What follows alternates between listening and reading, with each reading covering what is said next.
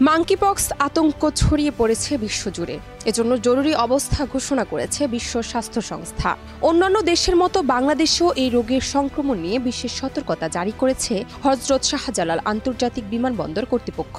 একটি চিকিৎসক দল বিমানবন্দরের আগমনী চ্যানেলে সার্বক্ষণিক নিয়োজিত রয়েছে বলে জানা যায়। 17 আগস্ট শাহজালাল বিমানবন্দরের নির্বাহী পরিচালক গ্রুপ ক্যাপ্টেন মোহাম্মদ কামরুল ইসলাম স্বাক্ষরিত বিজ্ঞপ্তিতে বলা হয়, মাঙ্কিপক্স বিষয়ে এয়ারলাইন্সগুলোকে সতর্ক থাকতে হবে। মাঙ্কিপক্স লক্ষণযুক্ত কোনো যাত্রী থাকলে দ্রুত তার স্বাস্থ্য বিভাগকে জানাতে হবে। বাংলাদেশে আসার 21 দিনের মধ্যে যাত্রীদের মাঙ্কিপক্সের লক্ষণগুলো দেখা দিলে হটলাইনে যোগাযোগ করতে হবে। এজন্য অধিদপ্তর দুটি টেলিফোন নম্বর দিয়েছে। নম্বর দুটি হলো 16263 বা 10655।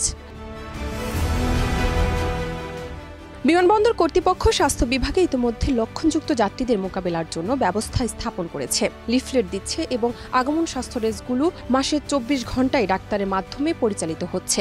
শাহজালাল বিমানবন্দর দিয়ে আগত যাত্রীদের তাপমাত্রা থার্মাল স্ক্যানার আর্চওয়ে দ্বারা স্ক্রিন করেছে।